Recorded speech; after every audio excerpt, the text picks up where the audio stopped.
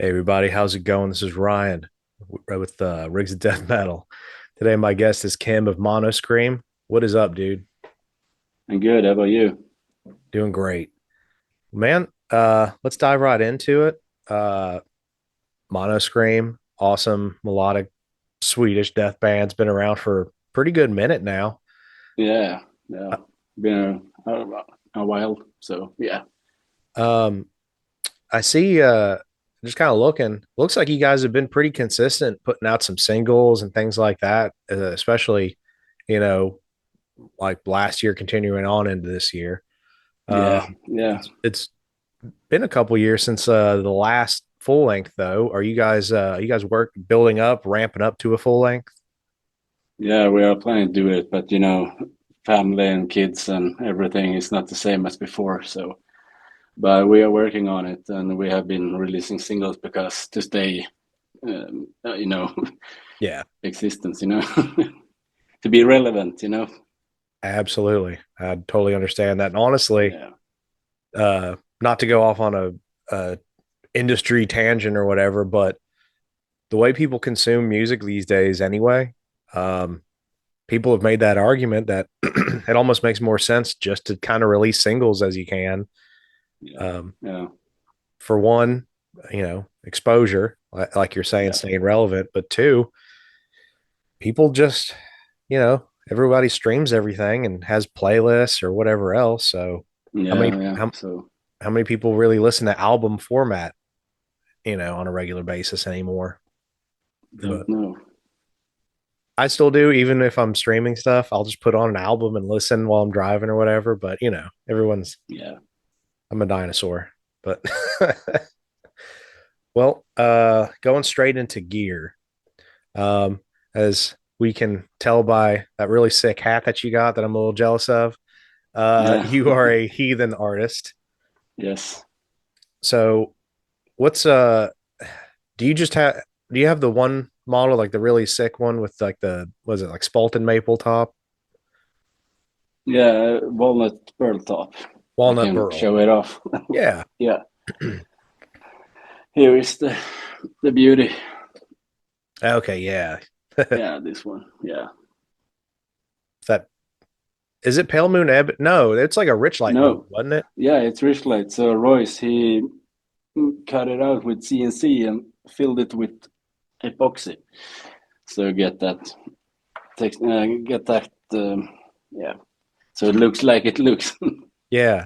That's so sick. I remember we Yeah. were message now I remember us messaging talking about that, and I was kind of blown away he was able to pull that off because it looks Yeah. just like a really, really good piece of pale moon ebony. Yeah. Hell yeah. And that is a pickup that you and him collabed on, right? Yeah. The That's correct. Jormungandr. Yeah. Jurmaganda, yes. What are the specs on that? It's a really high ohmage. I think it's 31K, Okay. and it's Alnico and ceramic blend. So it's like a hybrid. Yeah. So it's really good articulation, good balance in the EQ and stuff. So it's a really great pickup. So Hell yeah. I and pretty versatile for being like a high output pickup, which I know yeah, most people associate, can't do cleans or whatever with high output, but yeah, some of the clips and everything that you've, shared with me, that yeah, thing sounds great on cleans. yeah. I put up some stuff on Instagram when I play clean and everything. So I mean, it can do all. Absolutely. Um, it's kind of, which by the way, RIP Heathen guitar pickups. Um, really gonna miss Royce doing those because Yeah, I was really happy with the set that he made for me too, the Surtur, yeah, yeah. which by the way, just fun fact, Jormungandr was one of the names that I came up with whenever we were trying to make a list of names for Oh, my pickup set. Uh, yeah, I just thought the World Serpent, that was pretty cool. There was I think another one I came up with was like Fossagrim or something like that, and oh, okay, yeah. yeah, I was just going down the rabbit hole of cool like Viking. Cool. We have the same idea. So Yeah, yeah. So spec wise, what is? I know you got the walnut burl top on that thing. What's the body wood? Just curious. Black Limba, it is. Black Limba. Okay. Yeah, And yeah. what about the actual neck wood? It's bird's eye roasted maple. Nice. So that thing's just rock solid. Yeah, yeah, yeah.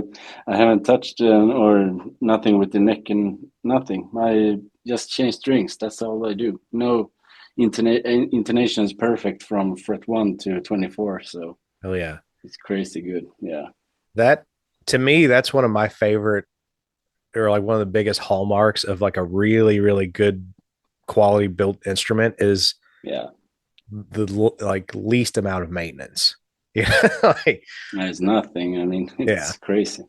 And part of that is probably because maybe I'm just lazy and I really don't like, if I pick up a guitar, I'm like I have a Fender Telly and I literally picked it up yesterday and I was just trying to, do my little practice drills and down around the first fret, it was like buzzing out. I'm like, Yeah, cool. Now I have to stop what I'm doing to adjust the fucking truss rod. yeah. Uh, like nothing's more frustrating or irritating to me. But I'm like, what's the blonde guy from Wayne's World? I just want to play. yeah, Gath, Gath, Garth, or yeah, Garth. Yeah, that's that's awesome. my take. I was just want to play. That's my take on guitar. So Sure. Hey, do you have an Evertune on yours? no, hip shot, Hip shot.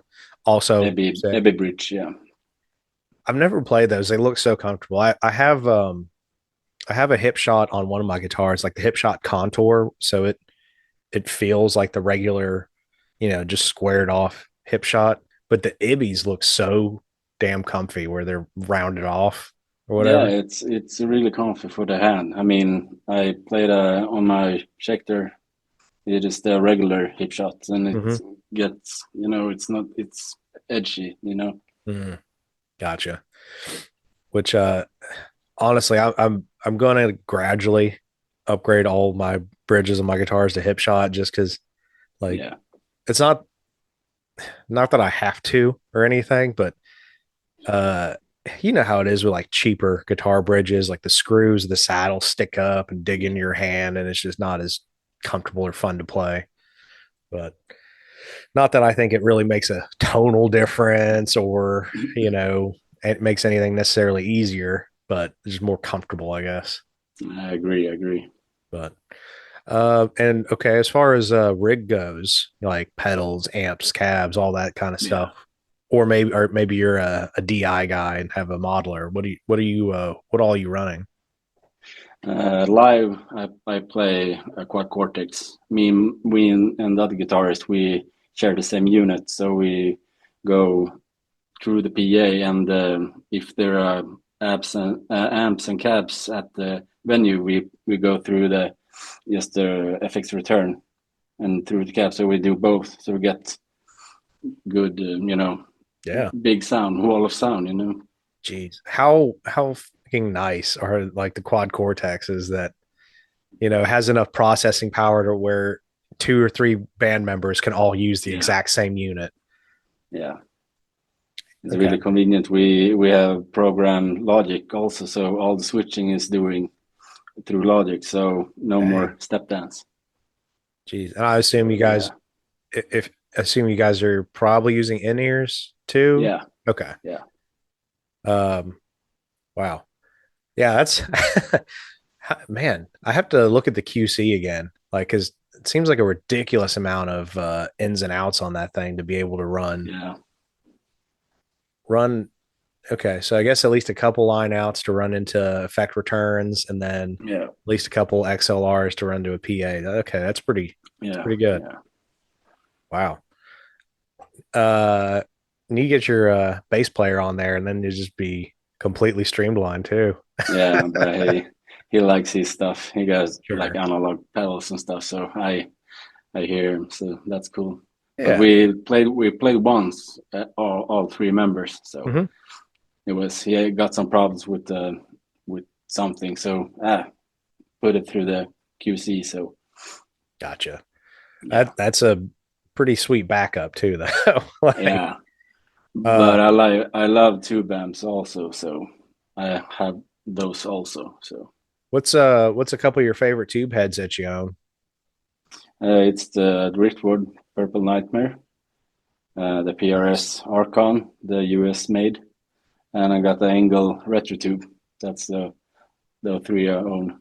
Okay, sick. Yeah, You the the Archon and the Purple Nightmare don't surprise me because kind of like kind of like a richer sounding 5150, both of them. yeah, Um, yeah, just harmonically a little bit more going on, but still in that kind of like if you like a 5150, you're gonna love these kind of thing.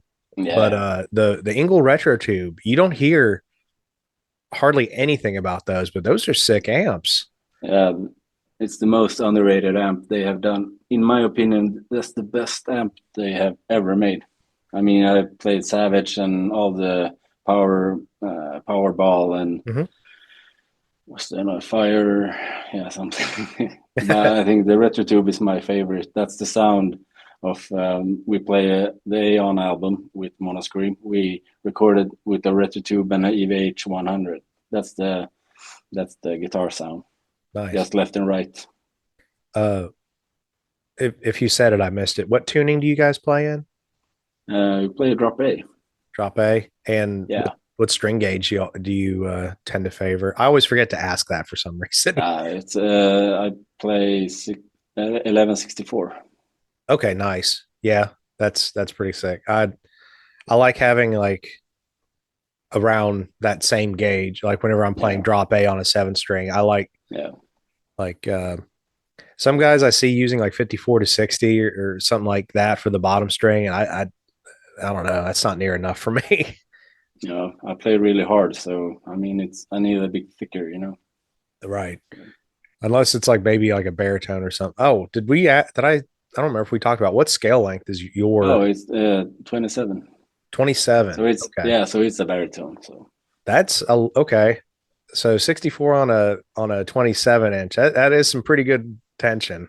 Like, yeah, yeah, yeah, that's solid. it's really a shaggy one. I've uh I've got my first baritone coming to me at some point whenever it's done and Yeah, never really messed with a 27 inch. We're gonna see. I hope I like it. yeah. I think I will. I play on 26 and a half like for years, so this Hmm. is my first baritone also. So Gotcha. 26 and a half seems like a good sweet spot, but I don't know. I yeah, talked to enough people that have played all of it and they're like, honestly, it's not that big of a difference. Like you'll be fine. yeah. Uh, I mean, for me, I felt that the 27 has better response when I shagging, or it feels better in my hands. But I mean, it's a great guitar, so right. so I think it's everything. So Sure. That's kind of delving into like the physics of guitar construction, things like that. I'm fully, fully on board with like from B to lower, you probably should be using like 27 inch, if not longer.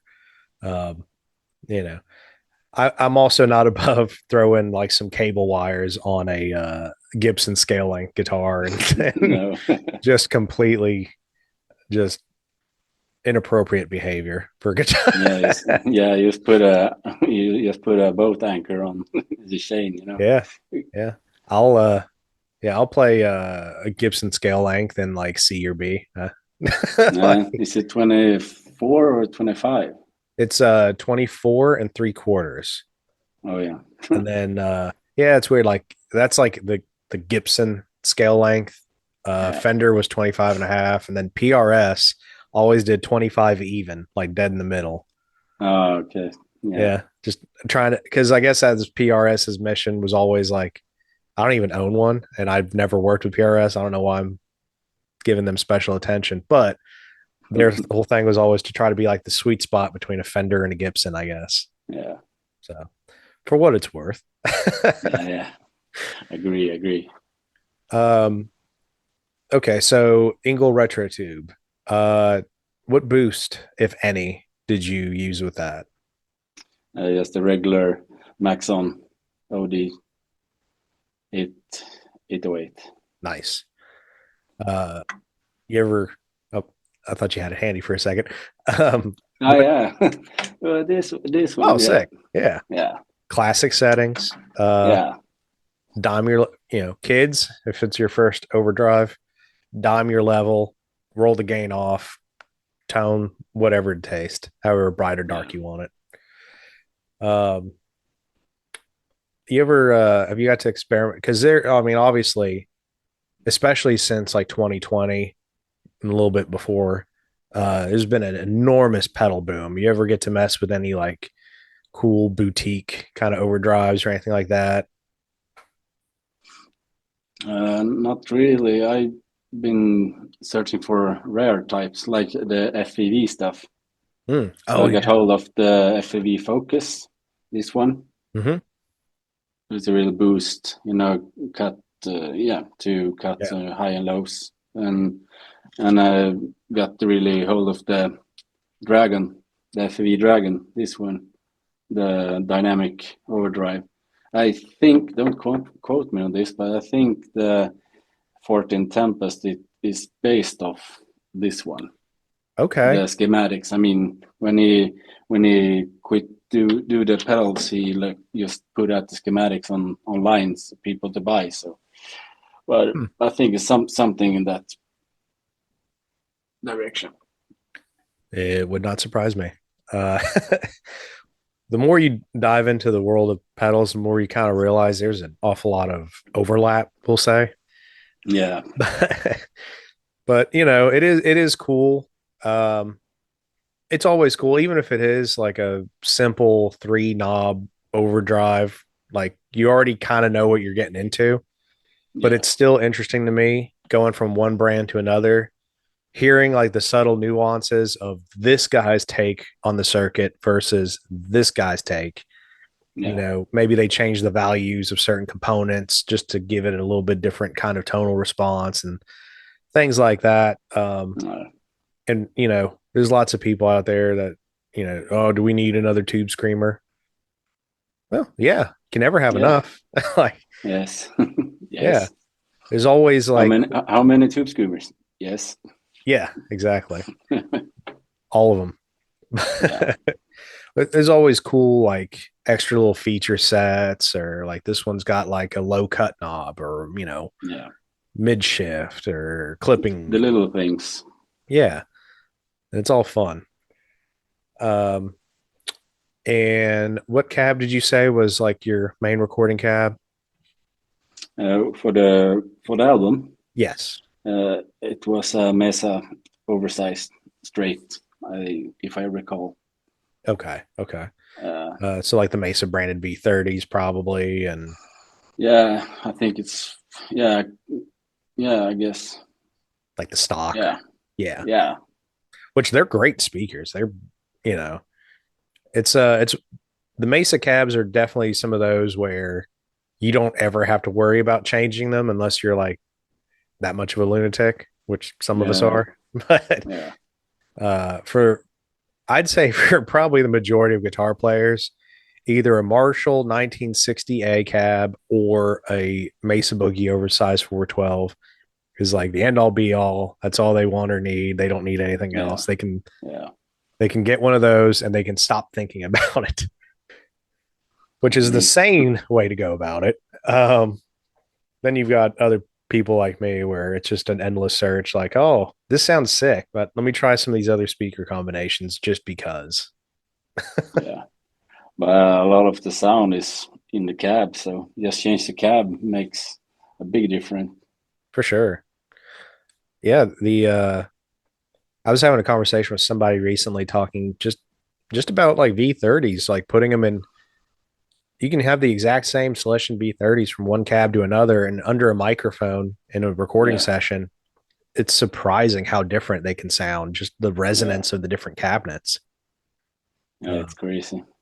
and then go into, is it a 212 versus a 412 closed or half or open back or whatever? I mean, Mm. it's wild. Front loaded, back loaded. So Yeah, yeah, all that. Um, I've been trying to do some research and shop around. I've got a an orange 212 cab that I traded with my other guitar player, and it's Yeah, got like V30s in it, you know, pretty standard. Um, I mess with some V30 IRs for recording here and there. mm, yeah, Um, like there's my favorite V30 IR or whatever I've messed with is of the Arachnid cabinets, like Gary Holt yeah, signature cab. Um, which you know, Rob's stuff is awesome. But yeah. I met these guys at NAM, so it's it's really funny to talk to the guys. Really good guys. So oh yeah, like uh Royce, Rob, and Shay over at This Heavy Earth, yeah, like yeah, like that whole that it's like one big crew of awesome yeah. dudes just building cool stuff. Agree, agree. um, but yeah, so like I think that's the best I've heard a V30 sound is in that Gary Holt cab. Yeah, Then I hear it in my Orange 212, and it's almost like it just adds too much like scratchiness and almost like makes the sound, like my tone, like a little too much, a little too hairy. You know what I mean? yeah, So I'm like, all right, I'm not jiving with these. These got to go. Uh, you know, got like a Marshall Mode 4 cab. Those are like 100-watt Celestians in there. I love like the high wattage, high headroom speakers. I'm coming to learn. But so yeah, now I'm like looking about whether I want to make the regrettable decision of spending the money for a Electro Voice like the EVM 12Ls or whatever they're called. oh, those, yeah. Yeah, like I've talked to so many people that swear by those that they're the best speaker ever made, and I think they're like 200 watts or something like that. Yeah, yeah, Like, some, yeah. I heard that also. So yeah, yeah, it's surprised me the amount of like blues and classic rock guys that use them. And I've got all these like death metal and punk dudes that are telling me like, no, this is the speaker. Like yeah.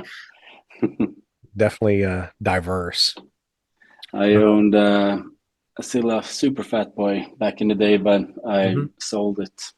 Regret now, but it was a great cab. It was a V30 in it and creamback 65, I think. Gotcha. Sounded really good. Yeah, sounded like a 412, but it was 212. So I've heard good things about the Zilla and Port City stuff. Um, and there's a buddy of mine I was talking to. He swears by the combination of a creamback and a V30. yeah, Like the V30 is like his base layer, and he will blend in the creamback as needed, and it's just like supposedly like the coolest combo. yeah, But it is. um, when you are playing live with the quad cortex, now have you captured one of your amps there at home, or are you running something stock or something third party? No, I play with my catchers, so I feel it's me. I felt it's done after my hand, so Sure. I, it feels the best. So And which of the three are you playing with live the most? Like, or do you kind of use different ones for different parts of songs? Or no, I just go for the driftwood. So I nice. mean, it's feels really good, really good, good balance on the EQ. Sounds great. So yeah, Oh yeah. Moving on to kind of you personally, kind of your profile here. yeah. For when did you start playing? I play guitar really late. I started to play guitar when I was 18. Okay. So I'm turning 40 this year. So yeah, I played drums when I was back when I was 6 to 8 years. So when I was 6 years old, I started to play drums. So then I felt that I can create more with guitar. So I started to play guitar with yeah, look up tabs on Ultimate Guitar, with the text, with the text and tabs. I'm starting to learn songs. So Hell yeah. I've uh I've noticed with a lot of guitar players, if they started off on drums or at least learned drums, like at least in close proximity to when they started playing guitar, yeah, it always makes for a way better rhythm player, which explains why, your rhythm playing is pretty airtight. Like it's, thanks. yeah, absolutely. Um, who would you say either a band or a specific guitar player was kind of like the catalyst that got you interested in guitar? Like what kind of made the light bulb turn on?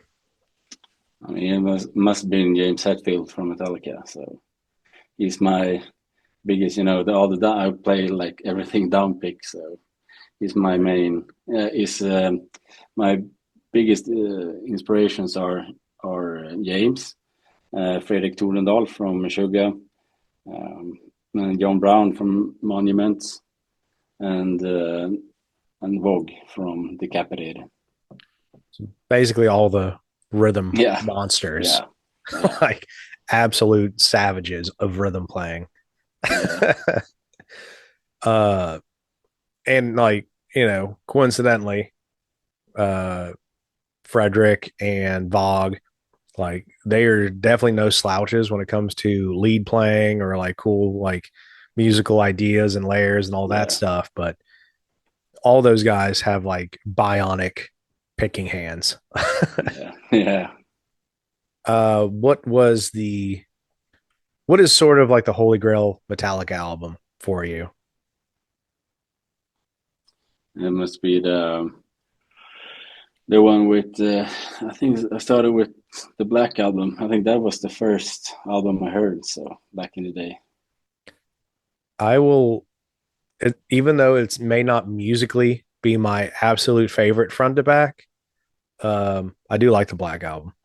Yeah, But even though there are songs in their catalog that I prefer, I would argue that Black Album has the best production and tones.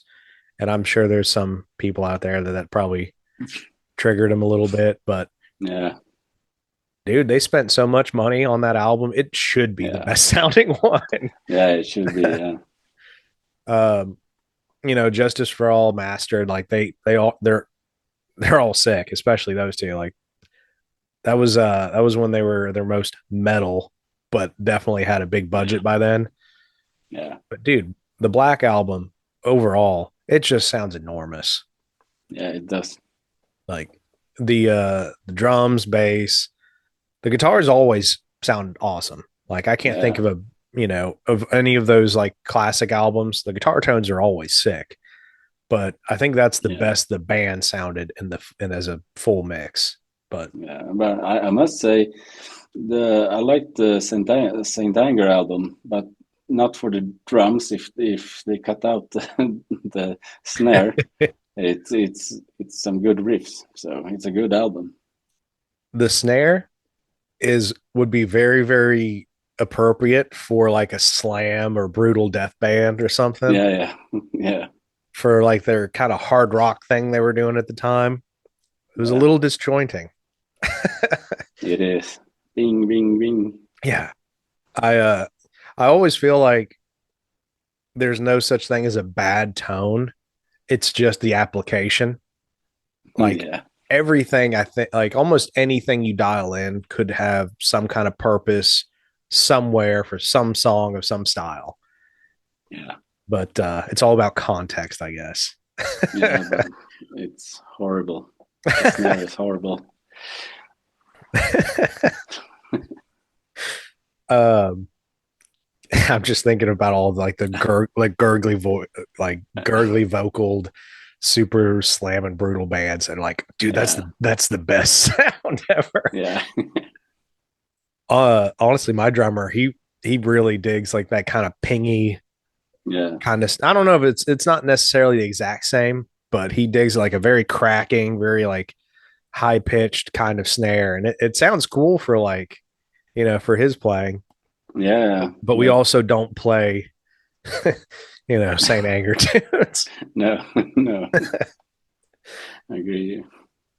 um, so going back to your early years of guitar playing, did you take private lessons or all self-taught? Did you No, get in? I'm self-taught. I don't know what I'm doing, so I'm just play. I'm just getting stuff in my head and start to play and try to piece stuff together and just go for feel, you know? Yeah. Um, honestly, I feel like for metal, especially like guitar and bass players, it's like theory. Like theory guys are very staunch and kind of look Yeah, down, like can sometimes look down their nose at people who aren't super well educated. yeah, I kind of get it. I'm like kind of in the middle. Like I know a bit, but I almost never use it. Like maybe if I'm writing a solo or harmonizing or maybe trying to transcribe for like a kind of an out of the box sort of instrument. yeah, yeah, But um, I'd say I think about theory more on a keyboard or a piano than I do for guitar. Guitar yeah. almost never. Like No, no, it's especially because metal is all about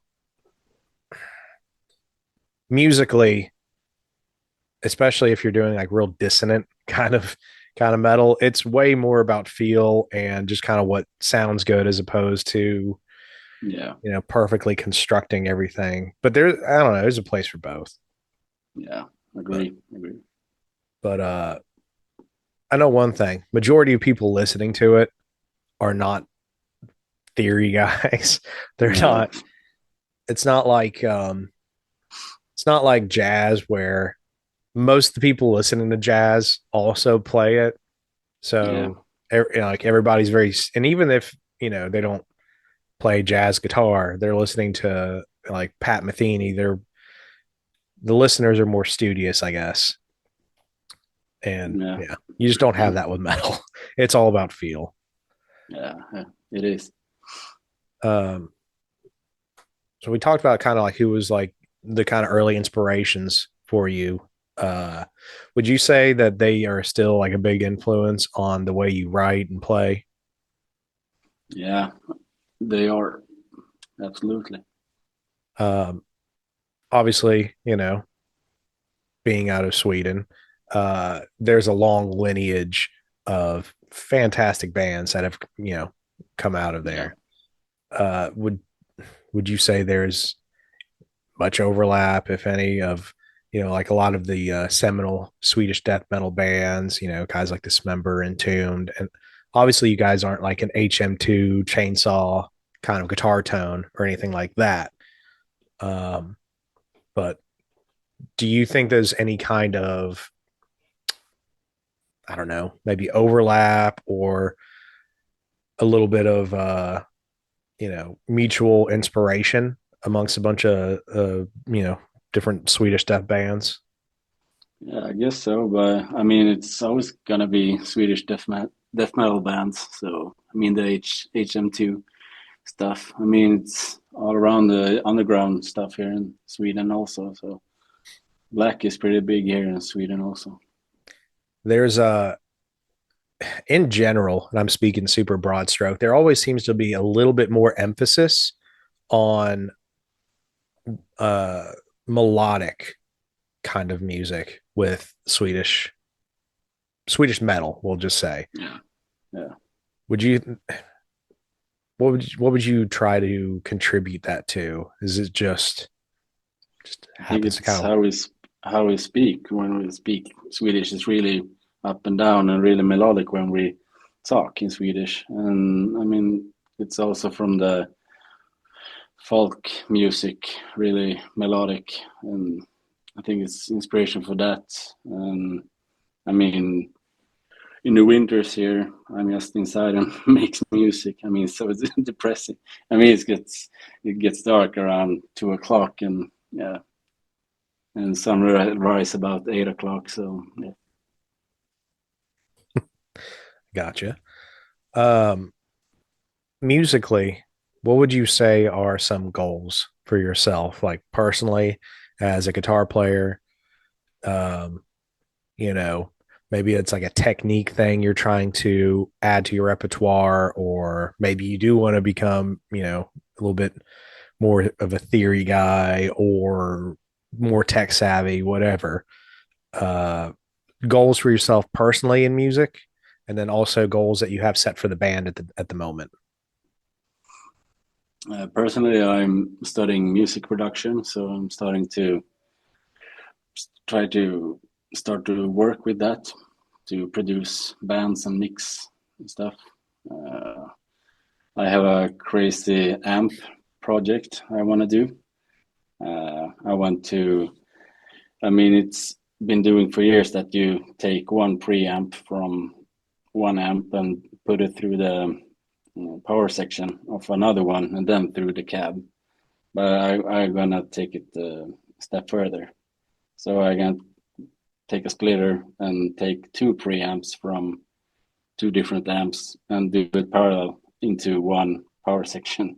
So it's yeah, I have some fun projects Huh. ahead of me. So yeah, Interesting. yeah. What can without, giving away too much, don't want to spoil anything for you, but what's a cool combination or two that you've come across so far in those experiments? Not yet. I'm working on it, but I think it's going to be cool with the PRS preamp and the angle into the driftwood power section and vice versa. So I'm Interesting. waiting for a load box. Okay. So yeah, Hell yeah. I don't own a cab at home here in the apartment, so I don't want to nag my neighbors. Sure. Sure. Of course. The eternal struggle, which Yeah, thankfully modern day technology is mitigating more and more. yeah, yeah. Saw Two Notes just put out like the new like Reload 2. Uh, Kind of interested to hear that. I had a like just the original Captor for a minute, Oh, and I whenever I sold my Mesa and I got the Kemper, I know plenty of people are cringing at that, but Kemper is a good unit also. So yeah. Well, I've since sold that and got the Kemper Player, like the little pedal one, oh, and okay. then got an Engel rack preamp. So Oh, cool. kind of have like kind of a mix of things going on right now. Yeah, But yeah, I'd like to get another load box like the Captor IRX or Captor X, whatever it's called. yeah, yeah, something like that. Yeah, I'd love to get one of those because I've kind of found myself getting back into amp heads again. But yeah, I love Sims, but I mean it's something with the real amp. The when you turn the master volume and the power tube starts to work, it's have some kind of harmonics and feel. I can It just feels oh yeah, better than the amp and the Sims. yeah, and more and more Sims are like trying to emulate like tube sag and Yeah, try to simulate like adjusting the bias and things like that. Um, and you can get pretty close, but it's always kind of like being in the room with the actual cab and all that too. Like it's just kind of hard to replicate that through monitors in general. yeah, yeah, Um, I think it was because I watched like tons of videos with like studio producers. I think it was Evil Joe Barisi was talking about recording Tool, yeah, um, and talked about how Adam Jones liked to track his guitars like in the room with his amp and cab because he liked to kind of play off of the feedback, things like that. mm, It's like you can't do that with Sims or anything like yeah, that. Here, like I am sitting in front of a desk, um, which the downside of that is he talked about how he had to split the signal and have another isolated cab, so he had yeah, like options to blend in because you don't want that feedback all the time. No, no. But no, it's interesting. There are like I love hearing producers talk about little like fun experiments and idiosyncrasies they do. Like they'll record like doors slamming and stuff like that, or Yeah, I don't know. You see like all the little noisemakers that people will build and run them through distortion pedals and yeah. delays and just weird stuff that like there's not a plug-in that does that kind of thing. No. I mean, that's a cool thing with Mick Gordon when he did the music to Doom, the Doom video game. He has put a sine wave through like a bunch of pedals and it's make the crazy sounds that he's Yeah. got. It's crazy. Yeah. Love that kind of stuff. Yeah. I I actually shared, I think it was like a week ago, maybe. Um, I'm just a big nerd. I'll share random non-guitar related things in our stories on Instagram. Oh yeah. And it's just I think it's just nerd bait. Like Yeah. most of our followers probably like, what the hell is he talking about? Or I don't care about that. But I shared a thing comparing Mick Gordon soundtracks. Like Doom is everybody's favorite, of course, or like the Doom soundtracks. Uh and I just shared a thing that's saying like Killer Instinct had the better Mick Gordon Oh yeah. soundtrack, Yeah. I which played it back in the day. I remember that game. well they remade it Yeah. for the modern consoles and stuff. And I played it when I was a kid too. I love that game, but the remake is great. And it was like the only reason I bought an Xbox One when they came out was just so I could play that game. Oh yeah. Xbox And One. yeah, it's so creative because Mick he did he did individual themes for each character, like very very specific to them, Yeah. Yeah. and used like cool like use some kind of cool like bone whistle for the you know for Spinal the skeleton warrior and stuff like Oh that, yeah. and traditional Cool. Native American instruments for was Thunderhawk the Native American fighter, and Yeah. yeah, Yeah. fun stuff like that. But it's not all just plugins and working in the box. Sometimes it's like you're actually going to record some cool unique instrument or weird sound. But Yes. Yeah. um so what kind of is there any kind of gear that you're currently eyeing right now? It doesn't have to be like cool new guitar or new amp. Uh Maybe anything that's like a problem solver, like maybe new in-ear system or something just for your all's live rig that makes life a little easier. Not at the moment. I think I'm set for now, but ask me tomorrow. So Fair enough.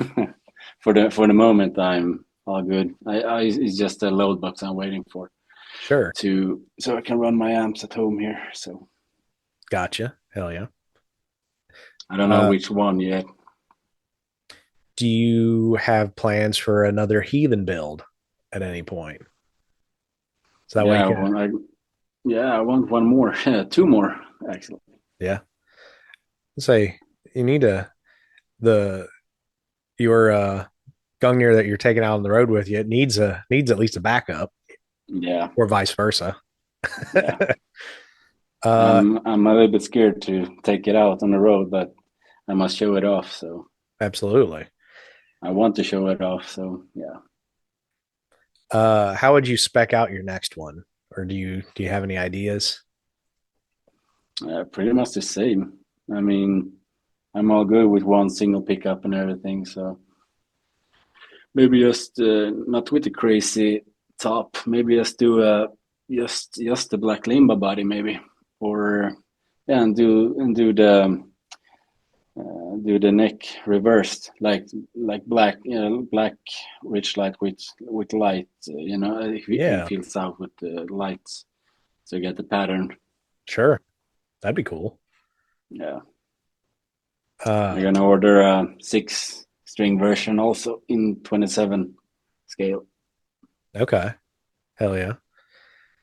What do you guys only play? You guys only play in drop A, right? Yeah. Have you guys talked about like messing with even lower tunings or tuning up even or anything like that? No, we back in the first album was in drop B, and then we did drop A on the next one. But I mean, we are feeling good with a drop A. It feels, I mean, tonalities for us. It's yeah, I don't know. It gets muddy, you know. Yeah. Um, Now that your beloved Jormungandr pickup is now discontinued, Yeah. for any other future guitars, what do you think your pickup of choice might be? Uh, I don't know. Don't really know. I mean, it's I'm stuck on that one, so Right. I'm gonna try to figure something out. So, but yeah, For sure. later about that. It's like, well, found my dream pickup and it's gone. Yeah, That was kind of that is kind of a bummer because Royce was doing some really cool experimental kind of stuff. yeah, But yeah, I guess too many people just assumed I I was chatting with somebody else about that. I guess when people see a guitar company and a proprietary pickup, I guess they're just too used to seeing import models where yeah, companies will throw in, generic, slap their brand on it, some generic pickup, and just to keep the cost down, yeah, which couldn't be further, the opposite from what Royce yeah, was yeah, doing. yeah. The thing was, I took the time. We took the time, so we did a pickup shootout of any of all the pickups, Yeah, all the 6 string versions and 7 string. So, I mean, every pickup has its thing. You know, it's really good pickups. So it's yeah, no cheap stuff. I mean, it really shines that Royce loves what he's doing. So I right, mean, he's a great guy. So right. Um, yeah, it's strange to me. Like people don't bat an eye at Gibson or PRS or whoever for selling guitars with their own pickups in it. yeah, I don't know why I don't know why that was such a point of contention for some people, but I don't know. yeah, guitar players are weird. Yeah, But regardless, they are insane build quality. I was trying to whenever I was filming the demo for this guitar, I was trying to think of anything else comparable. Um, and the only thing that was coming to mind was like the Jackson American Series kind of guitars, which uh, I don't know. For me personally, this is more in line with things that I like. yeah, Like that's just like preferential spec and component kind of things. But just like as far as build quality, it's at least on par, if not maybe better. Because I don't know if you got to play any of the I don't know if you when the last like American made guitar or anything you got to try was other than Heathen. I tried a couple, but not that Jackson. But I had Jackson. What was it, the Juggernaut Pro or something? The cheaper one, Yeah, and that was a really good guitar also. But I mean that guitar is yeah, it's the best guitar I played. So yeah, they're sick. if it feels good, it makes me a better player. So Yeah, I demoed his Deviant Reaper model a while back, which yeah, was like his super strat for Deviant. And it's wild. Like that was a great I thought that was a great guitar. It's wild to me how much more comfortable this one is. It's a similar shape, yeah, but like the body's a little bit thicker, the contours are a little bit different. The neck yeah, is kind of I think he said he moved it kind of like like closer into the body a little bit. Yeah, yeah. The thing Um, with my guitar, it feels like when I play, it's the same. It feels the same all the way. I mean, it's not thicker or thinner. I mean, it's. I think I don't know the rate. I think the Radius is the 16. same. Yeah, I think there's 16 or something. I Gotcha. think it's 16. Yeah.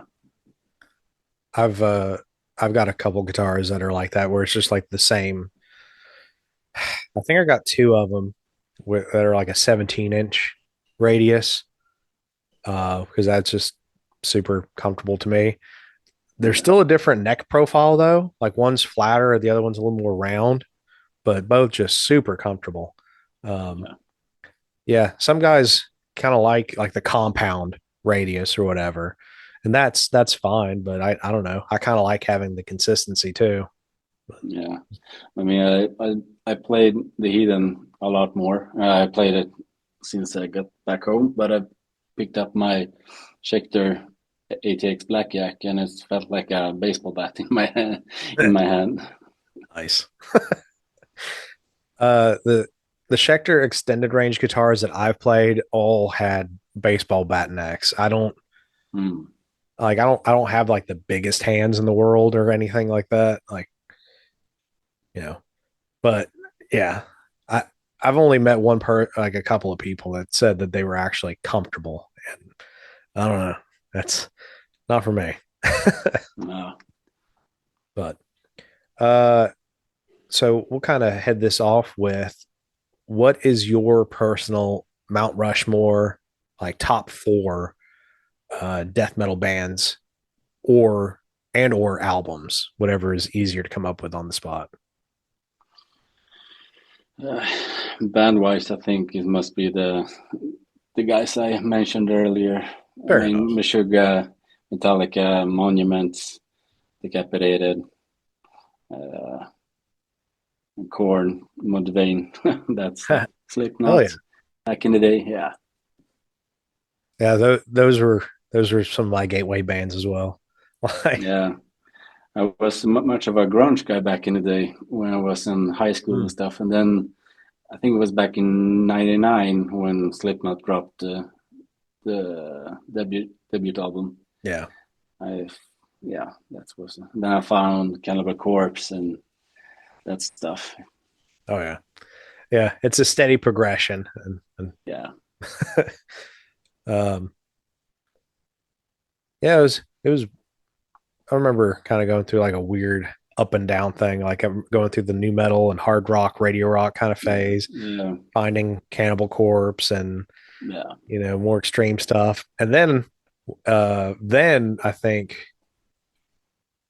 I had like some friends and cousins got me into a little bit more modern kind of stuff, like All That Remains and Bring Me the Horizon. There oh for yeah, like a yeah, year or two in high school, and then I was like, okay, I'm done with that. Going back to my extreme stuff. yeah. Well, We all got a face, you know. yeah. uh Skinny jeans. Well, man, this has been a blast. I want to Yeah. thank you for taking the time to come on here. Before we hop off, anything you want to plug real quick? Like, anything and everything Monoscream you want to throw out there? We dropped a single for like a month ago, so please check that out. And we've got some gigs planned in the summer, and we are working on new materials, try to work on a new album. That's the plan. But I mean, it's a slow, steady process with, life. I Yeah, mean, I got a family, and all the other guys in the band has a family, so it's hard to, you know, get the time. sure. Uh, And for me, I'm studying half time also in music production, so I got a lot on my table. Absolutely. Um, do you have dates announced for those shows yet? Uh, One is 16th of August Hmm. in Gävle, a bit up north here in Sweden, and then there we have 24th of May in Södertälje. That's a bit from Stockholm, south of Stockholm. So that's the two dates that are planned right now, but it's more in the works. But it's gonna be to be announced. Okay, good deal. And as far as like music production, are you taking clients for production work right now? Yeah, if someone is interested, so just hit me up. So Cool. Um, as far as like keeping up with the band or for hitting you up for music production, just through social media, or do you have websites? I'll include links and yeah, stuff below. yeah, I have socials, Instagram and stuff, Instagram, Facebook. Yeah, I can throw the links. Just hit me up or just say hi, talk Killer. some gear and stuff. So yeah, Killer. let's get connected. Absolutely. There will be links from Monoscream as well as Kim's own personal page if you're interested in any music production down in the description of the video for all you people watching at home. But yeah, Kim, I want to thank you again one more time and hope you have a Thank good you. rest of your weekend, man. Yeah, same to you, man. Awesome. All right. Thank y'all for watching. We will see you in the next video. Peace. Thanks.